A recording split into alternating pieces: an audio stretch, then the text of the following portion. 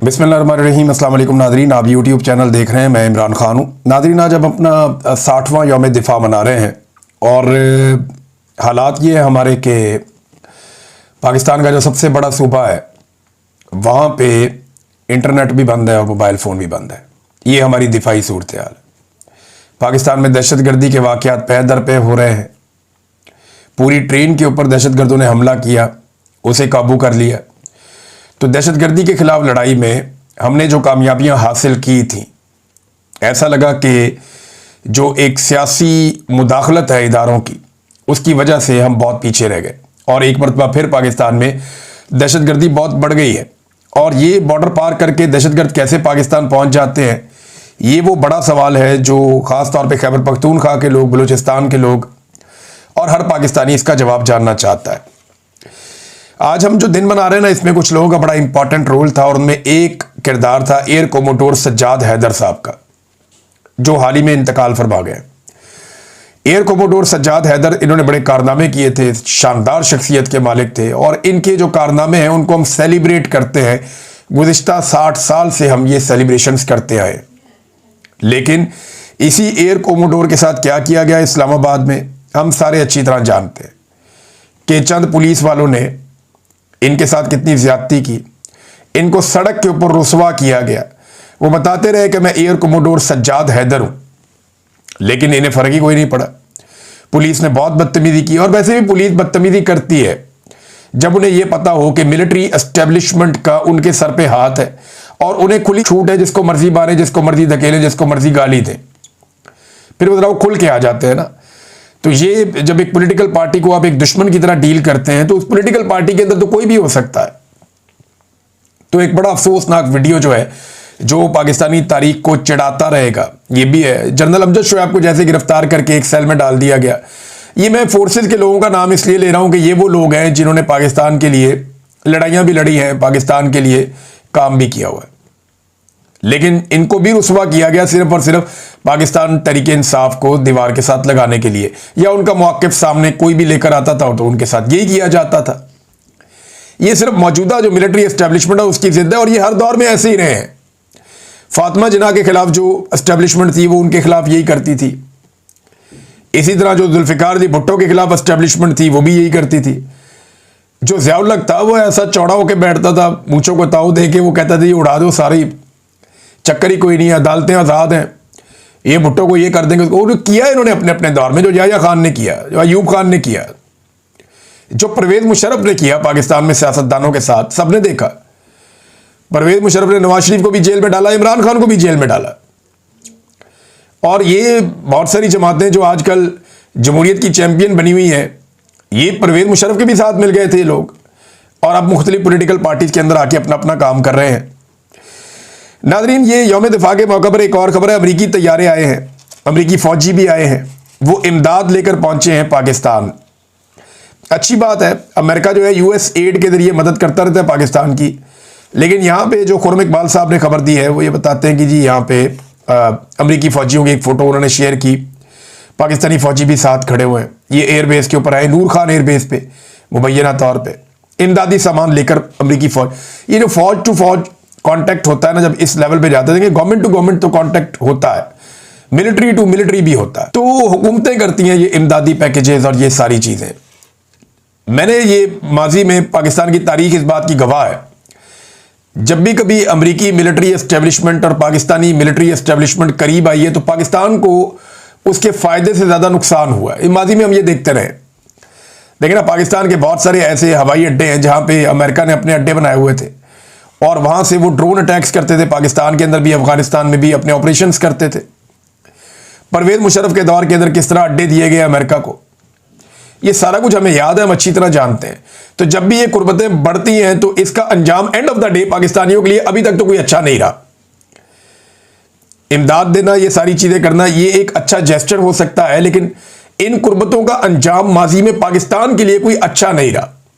हाँ, दहशतगर्दी के खिलाफ लड़ाई में भी अमेरिकन फोर्सेस ने, अमेरिका ने पाकिस्तानी फोर्सेस को मदद की, लेकिन ये लड़ाई पाकिस्तान के गले कैसे पड़ी ये भी हम सब जानते हैं।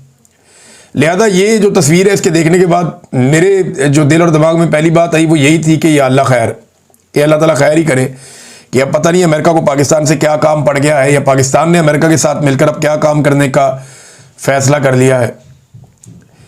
एक तरफ ये इमदाद आ रही है, मैं साथ जो मुतासरीन है उनकी बात करूंगे। सतलुज के अंदर नादरीन अभी भी ऊंचे दर्जे का सैलाब है, पानी का रैला भारत से दाखिल हो रहा है और बहुत तेजी से पानी पाकिस्तान में आ रहा है।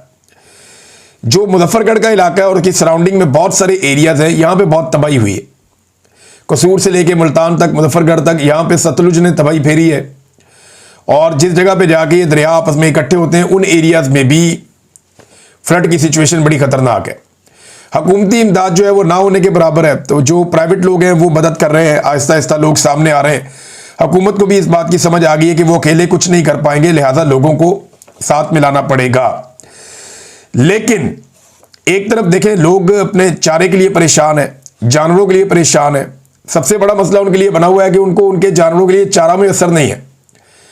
चारा जो है वो रोज का रोज काटते हैं और जानवरों को डालते हैं। ये जो 3 दरिया है ना आपके, चनाब, सतलुज, रावी, इसके किनारे आपकी भैंसें बहुत बड़ी तादाद में है। यहां पे मवेशी बहुत बड़ी तादाद में लोगों ने रखे हो, गवाला जिसे आप कहते हैं। दूध की प्रोडक्शन यहां बहुत होती है, तो ये दूध की प्रोडक्शन बहुत बड़े पैमाने पर मुतासर हो सकती है। अब जानवरों को जिंदा रखना जरूरी है। जिंदा रखने के लिए उनको आप अगर 1/3 खाना भी देंगे तो वो जिंदा रह पाएंगे। उन्हें पीने का साफ पानी मिल जाए, उन्हें चारा मिल जाए तो जानवर अपना टाइम निकाल लेंगे। अद्वियात मौजूद होनी चाहिए हर वक्त जो वेटनरी की हैं, जो जानवरों को दी जा सकती हैं। जो वेटनरी डॉक्टर्स हैं उनको भिजवाना पड़ेगा इन सारे देहात में। ये सारा काम अब पाकिस्तान को ये जिम्मेदारी लेनी पड़ेगी, हम सबको लेनी पड़ेगी। जानवरों को इस वक्त सरवाइव करवाना है। दूध से ज्यादा जरूरत इस बात की है कि दूध देने वाले जानवर जिंदा रहें और इनकी अमवात कम से कम हो। अब एक तरफ लोग ये एहतजाज कर रहे हैं, यहाँ पे चनियोट में जो सैलाब से मुतासरा गांव के दर्जनों जो गांव हैं उनके लोग जो बेघर हुए हैं, ये लोग निकले और उन्होंने पिंडी भट्टियां हाईवे को ब्लॉक कर दिया। ये एहतजाज कर रहे हैं जनाब कि इन्हें खाना नहीं मिल रहा, टेंट नहीं मिल रहे, जानवरों के लिए चारा नहीं दिया जा रहा। ये सारी बातें वो बेचारे कर रहे थे। अच्छा, एक तरफ तो ये सूरत हाल चल रही है, दूसरी तरफ क्या चल रहा है, पूरा मुल्क सदमे में है। सैलाब की वजह से लोग परेशान हैं, मगर सेनेटर्स जिनके बेशतर जो अरबपति लोग हैं, ये जो सेनेटर्स हैं ये 100 के करीब होते हैं पाकिस्तान में। ये अरबोपति लोग होते हैं नॉर्मली, बहुत कम लोग हैं जो बहुत पैसे वाले नहीं हैं। इन्हें परेशानी ये लाक है कि अरकान पार्लियामेंट की अरबों मालियत की मजीद 104 लॉजेस की तामीर कब मुकम्मल होगी। अब ये डॉन ने खबर दी है, डॉन की खबर के मुताबिक ये 104 नए लॉजेस की तामीर का ठेका 717 करोड़ रुपए में दिया गया है और ये इजलास हुआ बाकायदा, और इसके अंदर तज़ीन व आराइश और ये चीजें ज़ेरे बहस आई। और पाकिस्तान डूब रहा है। यहां पे जो इजलास हो रहा है सेनेट के हवाले से, उसमें तय किया जा रहा है कितना पैसा देना है इनके घर बनाने के लिए। 104 लॉजेस बनेंगे, 717 करोड़ रुपया लगेगा। 717 करोड़, 104 लॉजेस, यानी 4 करोड़ रुपया कम से कम एक के ऊपर ये लगाने जा रहे हैं। और जब आप इकट्ठे बनाते हैं ना तो पैसा बहुत कम लगता है। इसके बाद तज़ीन व आराइश भी होनी है। अभी तो ये बनने हैं ना, उसके बाद इसकी तज़ीन व आराइश होगी, सजाया जाएगा। अंदर जो इसके सामान जाना है उसकी कीमत अलग है। ये हमारी प्रायोरिटीज है नाज़रीन पाकिस्तान में। और जो सैलाब मुतासरीन है उनके बारे में हमारी प्रायोरिटी क्या है, ये खबर देखें आप। ये पूरे मीडिया के ऊपर इस वक्त गर्दिश कर रही है। खबर ये है कि जी सैलाब मुतासरीन को इजाफी बिल भिजवा दिए गए। इमदाद उनको पहुंची नहीं, बिल उन्हें पहुंच गए। 1.5 लाख 2-2 लाख का बिल आ गया छोटे छोटे घरों का और डेरों का, जहां पे ये सैलाब मुतासरीन रहते हैं। वो कहते हैं जी हमने तो बिजलियां इस्तेमाल भी नहीं की इतनी, हमारे तो एसी भी नहीं लगे हुए, गरीब लोग हैं हम। 1.5 से 2 लाख रुपया, 2.25 लाख रुपया ये बिल भेज दिया सैलाब मुतासरीन को। शर्म भी नहीं आई इनको बिल भेजते हुए। वो बिल इकट्ठे करके बेचारे वो दिखा रहे हैं सैलाब मुतासरीन कि भाई हम तो इधर पड़े हुए हैं पिछले 15 दिन से, हम तो अपने घरों में भी नहीं जा पा रहे, हमारे हालात बहुत बुरे हैं और हम तो इतनी बिजली इस्तेमाल भी नहीं करते, ये इतना बिल हमें क्यों भेज दिया है। तो ये वो कारनामा है जो नवाज शरीफ ने और शहबाज शरीफ ने और जरदारी ने और उनकी पार्टी ने मिलकर किया था। IPPs वाला, मुशर्रफ ने भी इसमें हिस्सा डाला था कि इन्होंने ऐसे मंसूबे लगा दिए कि आप बिजली इस्तेमाल करें या ना करें, आपको बिजली का बिल देना ही पड़ेगा। आप बिजली इस्तेमाल करें 1 यूनिट, आपको बिल देना पड़ेगा कम से कम 3 यूनिट का। ये पाकिस्तान के साथ इन्होंने एहसान किया और इसमें जो सबसे बड़ा हिस्सा है वो शरीफ खानदान का है। और इस खानदान को मुसल्लत किया मौजूदा मिलिट्री एस्टेब्लिशमेंट ने। अब वो रोजाना की बुनियाद पे मिलिट्री एस्टेब्लिशमेंट इस खानदान को मुसल्लत करने के बाद ये साबित करने पर तुली है कि वो पाकिस्तान के बहुत वफादार हैं और पाकिस्तान को सही सीमत में लेकर जाना चाहते हैं। मिसाल के तौर पे इधर आप गवर्नर जो है सिंध के, इनका स्टेटमेंट सुने। ये नाच गाना भी बहुत अच्छा करते हैं, ये वक्त आए तो डांस भी कर लेते हैं, वक्त आए तो ये मिंबर पे बैठ के खुतबा भी दे देते हैं, वक्त आए तो ये मोटरसाइकिलों पे भी निकल जाते हैं, वक्त आए तो ये वागा पे जाके भी परेड कर देते हैं। ये कुछ भी कर सकता है बंदा। कमाल बहरूपिया जो है वो ढूंढा है पाकिस्तान की मिलिट्री एस्टेब्लिशमेंट ने। अब ये उनके लिए स्टेटमेंट क्या दे रहे हैं, जरा ये सुने आप। आर्मी चीफ है, इसके दिल में कुरान शरीफ है, हाफिज कुरान के दिल में कुरान होता है। आज उन्होंने कुरान और सुन्नत के मुताबिक ये तहिया कर लिया है कि मैं अपनी कौम के लिए और उसकी मईशत की बेहतरी के लिए अपना हर मुमकिन किरदार अदा करूंगा। चलिए, ये तो बहुत अच्छी बात है कि अपना किरदार अदा करूंगा, लेकिन किस कैपेसिटी में, सवाल ये है। देखिए ना, कुरान और सुन्नत तो बड़ा वाज़ेह है। आप जो हलफ लेते हैं आपको उसकी खिलाफ वर्जी नहीं करनी होती। अल्लाह ताला कहता है कि वो मत कहो जो तुम कर नहीं सकते। साफ कहता है अल्लाह ताला कुरान पाक में कि वो बात तुम क्यों करते हो जो तुम नहीं कर सकते। यानी जो आपको कॉल फेल में आपके तजाद नहीं होना चाहिए। आपने हलफ लिया, हलफ आपने लिया अल्लाह को हाजिर नादिर जानकर कि मैं अपने हलफ की पासदारी करूंगा और मैं ये चीज़ों में हिस्सा नहीं लूंगा। तो मईशत में किरदार क्या है उनका? उनका तो रोल ही नहीं है। और कुरान पाक मना करता है कि जो आपने कहा, जो आपने हलफ ले लिया, उसकी खिलाफ वर्जी आप नहीं करेंगे। तो ये तो हलफ की खिलाफ वर्जी हो गई कि वो मुल्क के दीगर मामलात के अंदर अपना रोल प्ले कर रहे हैं। मुझे बताएं कि ये जो पाकिस्तान में अवाम का मैंडेट छीना गया, क्या ये कुरान और सुन्नत के मुताबिक हुआ? मुझे बताएं 26 नवंबर को जो गोलियां चलाई गई निहत्ते शहरियों पे, ये कुरान और सुन्नत के मुताबिक हुआ? क्या पाकिस्तान में जो चादर और चार दीवारी का तकद्दुस लगातार पामाल किया जा रहा है, औरतों को सड़कों पे घसीटा जा रहा है, छोटे बच्चों को गिरफ्तार किया जा रहा है, पार्लियामेंट पे अटैक किया जाता है, पार्लियामेंटेरियंस के बच्चे अगवा कर लिए जाते हैं, बहुएं अगवा कर ली जाती हैं कानून साजी के लिए, क्या यह कुरान और सुन्नत के मुताबिक हो रहा है? पाकिस्तान में इंसानों को जबरी तौर पे लापता किया जा रहा है, किसी काजी के सामने उन्हें पेश नहीं किया जाता, क्या ये कुरान और सुन्नत के मुताबिक हो रहा है? यहां पे शायरों को, सहाफ़ियों को, वकला को, सिविल सोसाइटी को, सियासतदानों को, सियासी वर्कर्स को जबरी तौर पे लापता किया जाता है। क्या यह कुरान और सुन्नत के मुताबिक है? क्या कुरान और सुन्नत आपको इस बात की इजाजत देता है कि आप चीनी एक्सपोर्ट कर लें ताकि माफिया पैसा कमा ले, और फिर आप वही चीनी इंपोर्ट कर लें ताकि माफिया दोबारा पैसा कमा ले और आवाम की पीठ में छुरा घोंप दे और उनकी जेबों पे डाका डाल दे? क्या कुरान और सुन्नत इस बात की इजाजत देता है कि 2 माह पहले किसान से, गरीब किसान से जो गंदुम 2000 रुपए में खरीदी थी, आज वो 4000 रुपए की बेची जाए 2 महीने के अंदर, और सरमायादार अपना पैसा डबल करके गरीब आदमी को नचोड़ के रख दे? क्या इसकी इजाजत देता है? बहुत सारे और सवालात मैं उठा सकता हूं। कौम को मामू ना बनाए, बेवकूफ ना समझें कौम को। कौम सब कुछ देख रही है, उन्हें पता है। अल्लामा ताहिर अशरफी साहब क्या कह रहे हैं, जरा ये भी आप सुने। ये सीरतुन नबी के हवाले से एक प्रोग्राम था, तो इन्होंने यहां पे ज्यादातर तारीफें की हैं आर्मी चीफ की, हुकूमत की और सोशल मीडिया की बुराइयां की हैं। सीरतुन नबी पे प्रोग्राम है, उसमें आपने लोगों को बताना है कि आप सल्लल्लाहु अलैहि वसल्लम की सीरत कैसी थी, हम कैसे फॉलो कर सकते हैं। वो वहां पे सिपा सालार की तारीफें कर रहे हैं। यानी जो दरबारी मौलवी होना कोई, वो क्या इस्लाम लेकर आएगा? हमारे इस्लाम में बेशुमार लोगों की ये रवायात हैं, बहुत सारे लोगों ने ये बातें नकल की हैं और बार बार बताई है कि जो आलम दीन पहुंच जाता है दरबार में, उसकी तासीर खत्म हो जाती है। और ये मैंने अमली तौर पे ताहिर अशरफी साहब के साथ होते हुए देखा। मेरा बड़ा अच्छा इनके साथ ताल्लुक है, ताहिर अशरफी साहब से हमने इकट्ठे काम भी किया हुआ है। लेकिन मैंने नोट किया कि ताहिर अशरफी साहब बात कर रहे थे, सामने से कोई रिस्पॉन्स ही नहीं दे रहा था। बड़ी जज्बाती अंदाज में बात कर रहे थे, कोई शख्स सामने से रिस्पॉन्स नहीं दे रहा था। बहुत सारे आलम दीन बैठे हुए थे, बिल्कुल चुप करके बैठे हुए थे। ताहिर अशरफी साहब ने कहा कि हाथ खड़ा करो, पीटीवी दिखा रहा है, सिर्फ 1-2 हाथ खड़े हुए मेरे ख्याल में पूरे हॉल में। मुझे बड़ा अजीब लगा, मैंने कहा देखें तासीर ही खत्म हो गई। तो जब कोई आलम दीन अपने आप को गिरवी रख ले हुक्मरानों के सामने और फिर वो कलमा हक बोलना छोड़ दे, तो उसके अल्फाज में तासीर खत्म हो जाती है। आज मुझे यकीन भी आ गया, मैंने देख भी लिया। ये जरा सुने ताहिर अशरफी साहब क्या कह रहे हैं। दो बातें इन्होंने की हैं। पहली वाली बात जरा आप सुने। साथ में एक नौजवान खड़ा है जिसको फलस्तीनी, इन्होंने कहा ये फलस्तीनी है। अब उन्हें साथ खड़ा करके ताहिर अशरफी साहब क्या कह रहे हैं, जरा ये सुने। की सदर के साथ बैठा, अमरीकी सदर के साथ, ना वो वहां कश्मीरियों को भूला, ना वो वहां फलस्तीनियों को भूला। उसने वहां पर भी कहा कि हमें पाकिस्तान को, हमें कोई दबाव, कोई चीज, ये रोज अफवाह उड़ाते हैं, फलाना दबाव डाल रहा है, फलाना दबाव डाल रहा है।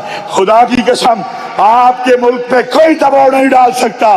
जो फाते अल्लाह ने जिनको बनाया हो उन पे कोई दबाव डालेगा? ये वो कह रहे हैं जी खुदा की कसम खा ली, और ये कहा कि उन्होंने वहां पे कहा कि कोई दबाव नहीं। आसिम मुनीर ने कहा जी कोई दबाव नहीं। अमेरिका को, अमरीकी सदर को कहकर आए हैं कश्मीर और फलस्तीन के मामले पे कोई दबाव नहीं। ये ताहिर अशरफी ने पहली मरतबा इंकशाफ किया है। ISPR ने ऐसी कोई बात नहीं बताई। देखें, अगर वो ताहिर अशरफी साहब क्योंकि एस्टेब्लिशमेंट के बहुत करीब हैं, तो मैं समझता हूं कि एस्टेब्लिशमेंट ने, और ये सारे टीवी चैनल्स में लाइव चलाया गया, तो इसका मतलब है कि एस्टेब्लिशमेंट की मर्जी से चला।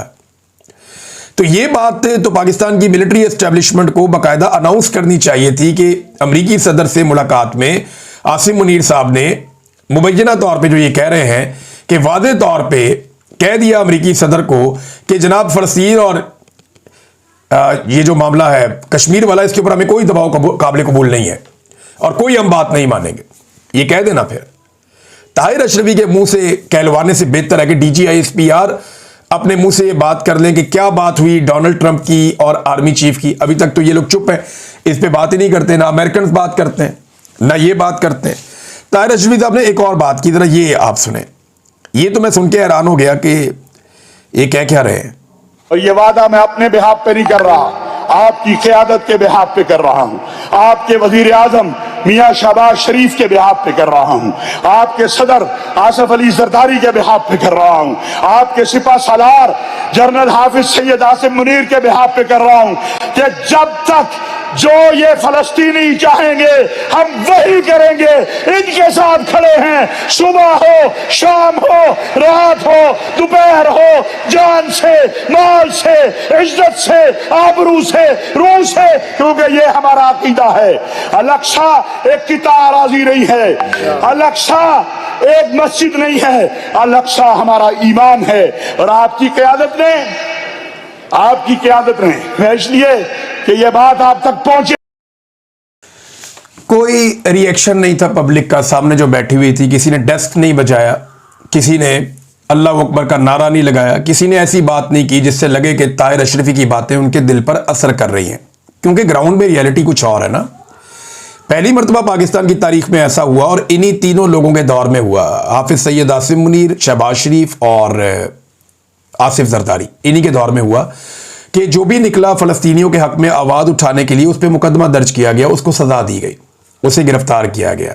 सेनेटर मुश्ताक साहब की मिसाल है, पाकिस्तान तहरीक इंसाफ के लोगों की मिसाल है, बहुत सारी मिसालें। दुनिया भर के स्टेडियम्स के अंदर आप ले जा सकते हैं फ़लस्तीन का झंडा, उनके खिलाड़ी फ़लस्तीन का झंडा उठाकर घूमते हैं। पाकिस्तान में क्रिकेट मैच के दौरान भी आप स्टेडियम में फ़लस्तीन का झंडा नहीं ले जा सकते, पुलिस आपसे छीन लेती है।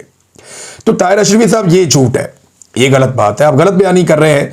पाकिस्तान में कोई फ़लस्तीन का साथ नहीं दिया इस मरतबा, बिल्कुल नहीं। आपने कहा जान से साथ देंगे, तो एक भी पाकिस्तानी नहीं मारा गया या शहीद हुआ। फ़लस्तीनी रोज़ाना तकरीबन 80 के करीब शहीद हो रहे हैं, एवरेज भी अगर आप निकालें। आजकल के दिनों की मैं बात कर रहा हूँ, वो भूखे जो है वो भूखे हैं बेचारे, वहाँ पे उनकी शहादतें भूख की वजह से हो रही हैं। पाकिस्तान ने अमली तौर पे क्या किया? इसमें कख नहीं किया, सिर्फ ज़बानी जमा खर्च है।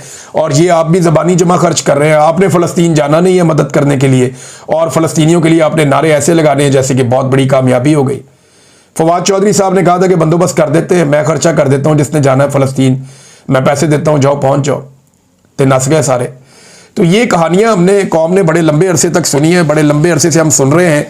ये आपने चूरन बहुत बेच लिया पाकिस्तानियों को, ये और नहीं बिकना।